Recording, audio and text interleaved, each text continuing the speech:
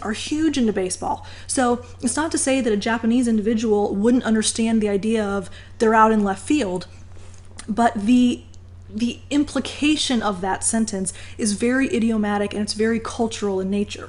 And so those types of information that are not explicitly communicated through language, very, very difficult for someone to understand.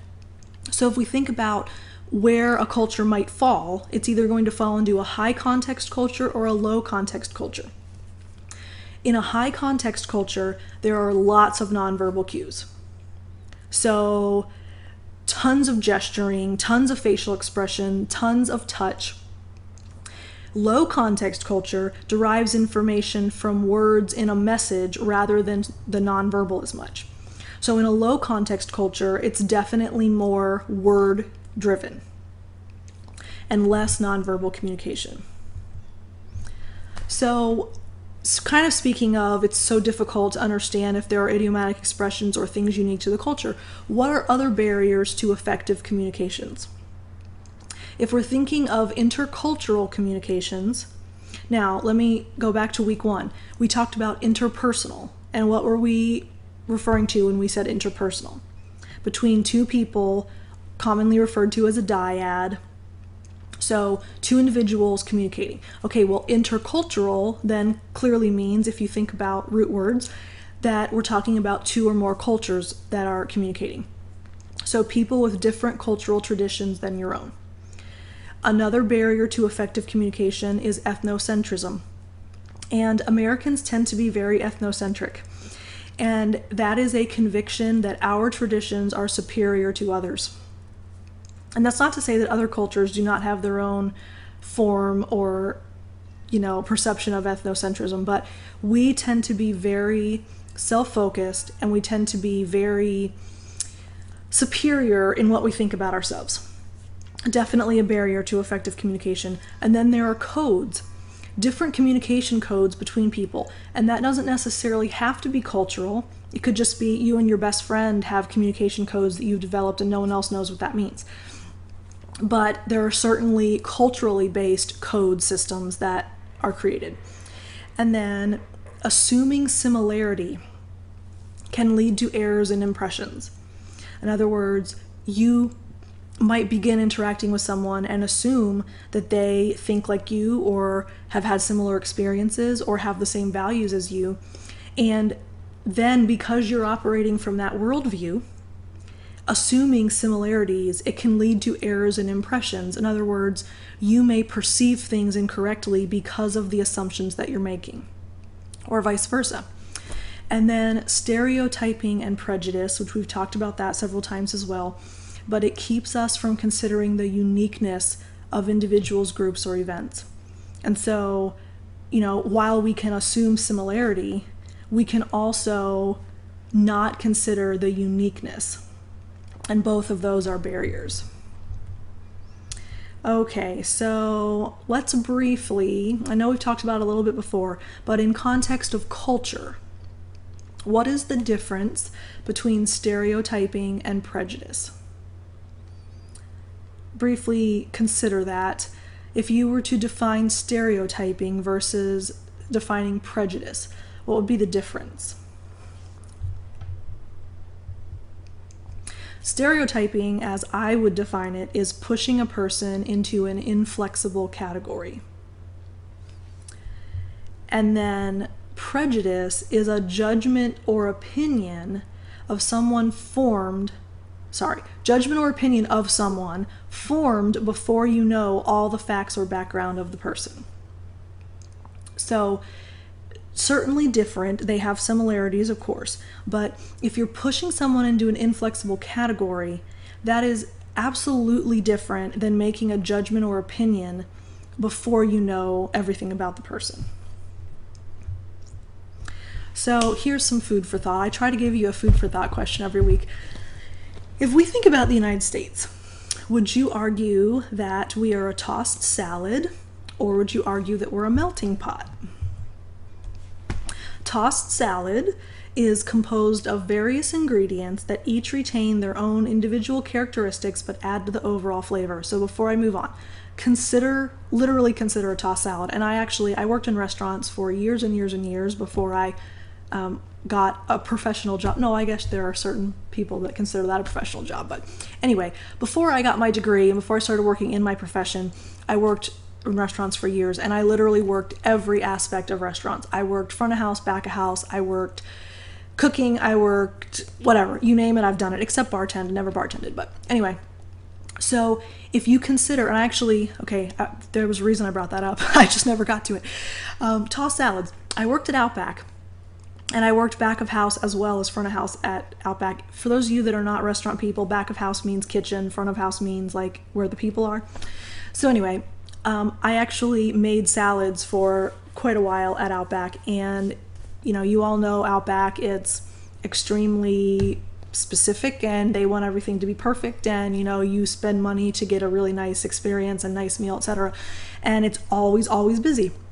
So I would spend hours and hours and hours a day making salads and sliding them down the line as fast as I could. And what's interesting is when you think about a tossed salad, you can look at each individual element in the salad. You can see it distinctively. You can see there are cucumbers, you can see there are tomatoes, you can see there are onions, you can see there are croutons, and they all have their own distinct individual characteristics. You can say that a tomato is red and round. You can say that a cucumber is green and cut into cubes. You can say that croutons are square and brown or whatever. And so they're all together, but they maintain their individuality, they maintain their specific attributes. But when eaten together, most people don't eat like just a tomato and then just lettuce and then just croutons. It kind of all gets mixed up together. So they all add and influence the overall flavor, but there are still individual characteristics that maintain, okay? Now, a melting pot concept is each flavor is blended together for a new taste. And I guess theoretically, like we have done fondue and things like that, but to me, like a better visual for me is a crock pot. And I personally don't really like crock pot meals, but if you think about the way a crock pot works, you throw in your meat, you throw in your vegetables, you throw in whatever you want in there, and you let it cook all day with that slow simmer, and what happens?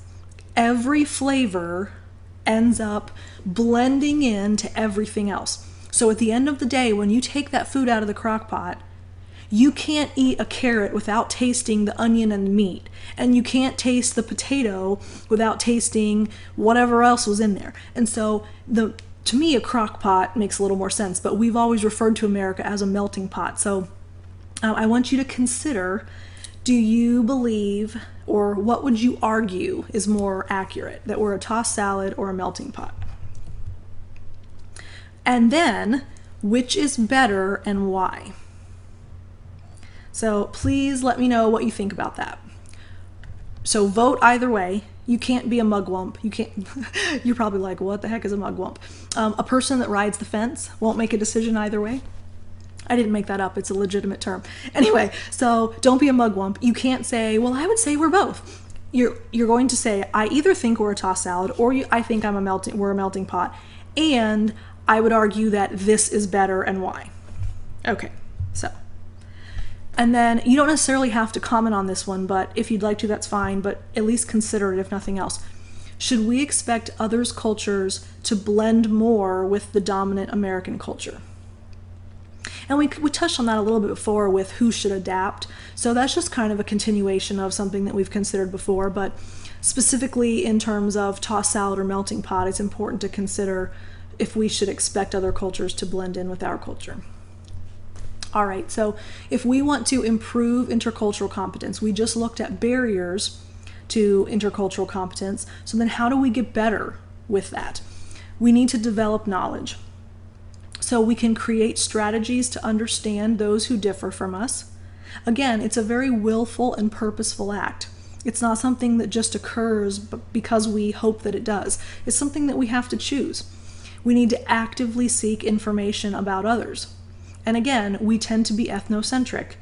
And I think the most recent study done on our cultural awareness of the world was that only something like in the teens, 17, 18, 19% of Americans could identify other countries on a globe. I mean, we literally kind of just focus on the United States and we think that that's the be-all end-all of the world. And the reality is we're such a small little part of the world that, other cultures are everywhere. And we tend to just kind of forget that there are people that are different from us. We also need to ask questions and be willing to listen for the answers. Oftentimes we're good at inquiring things about things, but then we don't really ever wait for the response or truly listen. And then, of course, establish common ground, which is pretty self-explanatory. Okay, so we develop knowledge. Then, if we're seeking information, that helps reduce uncertainty. It also helps us manage anxiety about the unknown. And one of the difficulties that we have when we are trying to be culturally competent and, culturally aware is we don't know what we don't know. And so it gives us a lot of anxiety and worry because we are a people that don't want to be made to look foolish, and we are a people that want to seem competent. And so it's challenging for us to not know about something. And so if we intentionally seek information, that reduces that anxiety that we may have. Learning about another language helps to understand the traditions and customs. That doesn't mean you need to become fluent in other languages. It doesn't mean that you need to be able to have a conversation in another language. But even learning about the language is helpful because that really can give you insight into traditions and customs and cultural norms. Guard against developing rigid categories about the way other cultures talk or behave. My husband works with a Briton, and I was actually asking him about, I'm currently in a class on multicultural and social justice. And one of the topics that we keep discussing are microaggressions. And basically the idea of that is that many times Americans are not even aware of microaggressions toward other people. In other words, the way that we roll our eyes, or the way that we turn our back to someone, or the way that we put our hands on our hips, the way that there are so many nonverbal things that we do that can be considered microaggressive.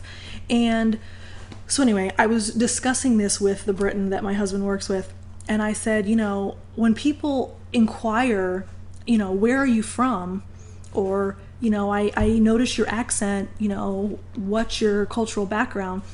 In my book, it actually said that can be a microaggression because it clearly communicates that they are not accepted into American culture. And so I talked to him about that because he has specifically chosen, his name's Mike, he has specifically chosen not to lose his accent.